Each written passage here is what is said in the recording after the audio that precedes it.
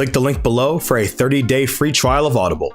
According to Britannica.com, the 7 deadly sins in Roman Catholic theology are the 7 vices that spur other sins and further immoral behavior. The 7 deadly sins can be thought of as dispositions towards sin and separation from God. Lust, for example, could result in adultery, which is a mortal sin, and could lead to somewhat less intentional immoral thoughts that would be classified as venial sins. The deadly sins were a popular theme in the morality, plays, literature, and art of the Middle Ages in Europe. So today, ladies and gentlemen, actually, I came across a very interesting theory over on Twitter by a user, and actually, I thought it actually make for a pretty good video. Now, this person actually decided to make a whole thread over the 7 deadly sins and how they're represented in Jujutsu Kaisen. That's why I wanted to sit down and go through their breakdown for today. Much credit over to Kimi over on Twitter for this phenomenal thread. So please make sure y'all go over there, drop him a follow, make sure you like his post, drop all that. Basically, support your boy, support black business. So without further ado, let's get right in. But before we start today's video, guys, please make sure you use code DAFFY10 at your next purchase at animeexpress.com. Please make sure that you get yourself something nice like a hoodie, a t-shirt, a Pokeball, or even like some anime-inspired lights, anything anime-related that you need. Please make sure you head on over there.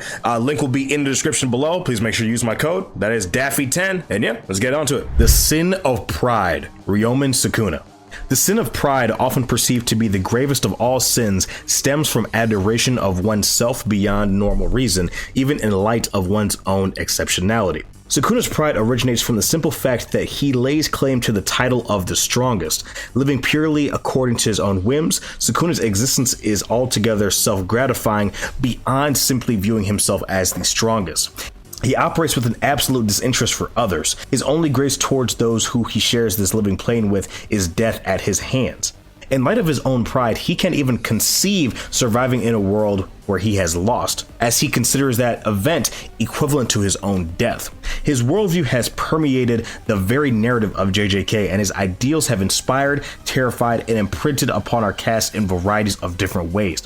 From Kashimo's understanding of the strongest to Mahito's grasp of being a curse, his pride and worldview have isolated him on a precipice which he believes is unshakable, and he is driven to defend in a whirlwind of malice and calamity. In his propagation of this cycle of killing, he has come to regard anyone holding different ideals as useless. However, his pride led him to ignore Yuji Itadori, who has grown to be able to not only match his ideals, but to perfectly counter him.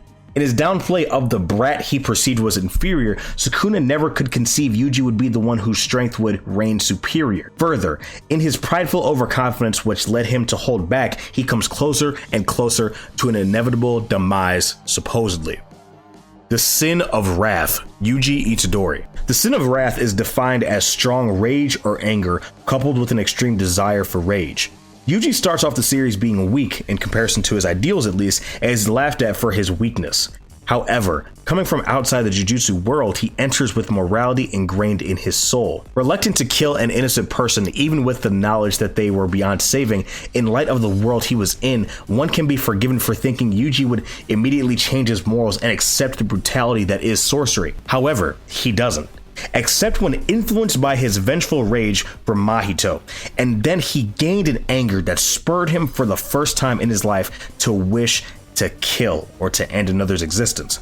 Further, in spite of his hatred for Sukuna, or rather because of it, Yuji becomes a perfect mirror of the King of Curses, consuming his brother in order to gain more power. In a bitter contrast to the joyful youth who simply want to help people, wrath has led Yuji to do anything to kill his opponents. The Sin of Greed, Hajime Kashimo. The sin of greed can be considered any immoderate desire for something which feeds one's selfishness. Kashimo being chosen for greed has less to do with his own character and rather what the reincarnated players of the culling game might represent. Every one of them is from a time before the present, and after being given the opportunity have come to the present to live a little bit longer. To find more answers to these questions and to fulfill their lives, Kashimo was the luckiest of them all, fulfilling the purpose for which he was reincarnated for, fighting Sukuna and being bestowed the answer of what it means to be the strongest, or he received an answer that was suffice to him. However, the implication of all the reincarnated sorcerers' greed would be for naught, as Kenjaku planned to kill them all a second time to end up finishing the Culling Games. I gotta step in here real quick. I would actually argue that the local domain merchant Hikari would actually be a perfect representation of greed here, as he is constantly in search of someone else with fever or something else that can light his fire. So actually, I believe that Hikari would actually fit the theme of greed here. But I do like this. I do like this for Kishimo. The sin of lust. Kenjaku. The sin of lust is the disordered desire for or inordinate enjoyment of extracted pleasure. Kenjaku's lust is one of the most simple aspects of JJK, and it is what has driven the entire story. For the mere appeasement of his imagination, he has set the entirety of Japan on a train right off a cliff into God knows where, and didn't even mind being on the ride. His perception of pleasure is so removed from a normal perception of it that even upon dying before he could see the culmination of his 1,000+ year plan, he still said he enjoyed the time he spent with Takuba. Now, wouldn't that make you laugh?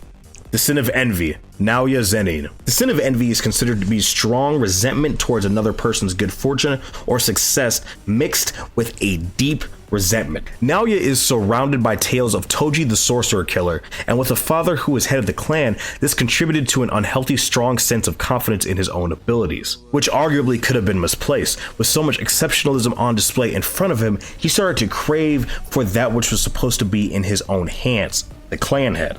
In pursuit of the clan leadership, he went with Yuta to kill Yuji and promptly was dealt with by Chozo. Returned to the clan with a lie in his mouth, he soon found death at his door and the personage of Maki Zenin.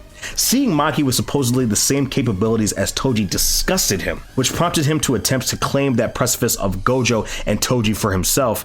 However, in hopes of bringing Maki down, he twice found himself dead at the hands of a woman. The sin of gluttony, Ryu Ishigori. The sin of gluttony is defined as eating or drinking beyond excess reason. Ryu was introduced as a man of vice, smoking, and in a lover's tiff with Yuro and throughout his fight with Yuta. He talks about his love for fighting with a metaphor for food craving that final dessert.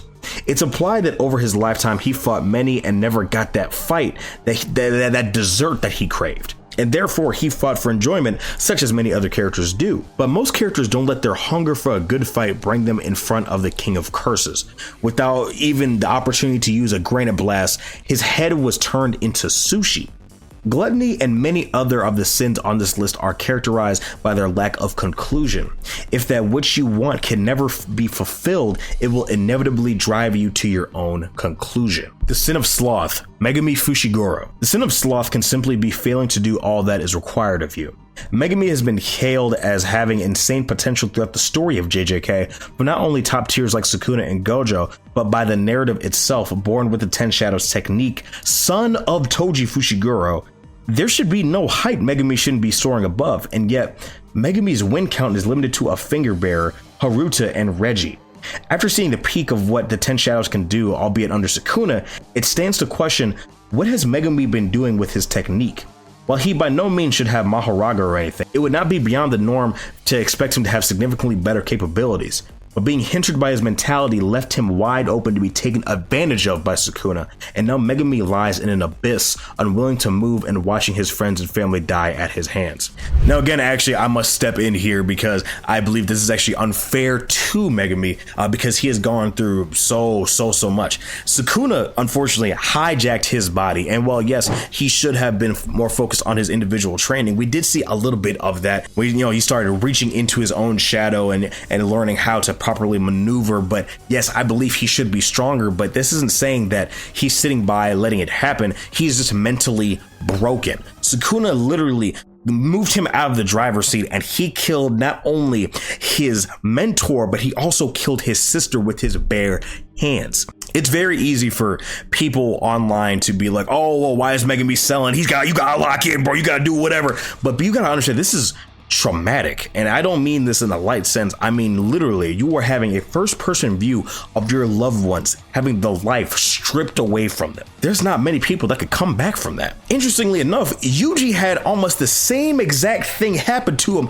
by the same exact being, and people were more understanding with Yuji with what happened in Shibuya. But for some reason, people don't give Megumi this same mindset. People hold Megumi to this higher standard, but why? It doesn't really necessarily make sense to me. But besides that, I actually agree with almost pretty much everything that this person made in this post. So shout out to Kimi for this thread, man. This is absolutely phenomenal. And let me know what you guys think, man. How do you guys think that JJK fits with the theme of the 7 deadly sins? Do you think that there's anything that can be replaced with some of these placements of characters? I'm very curious. But yeah, it's been your boy Daffy, guys. I will see you in the next video. Y'all make sure you take care of yourselves, guys. Have a good one. Peace.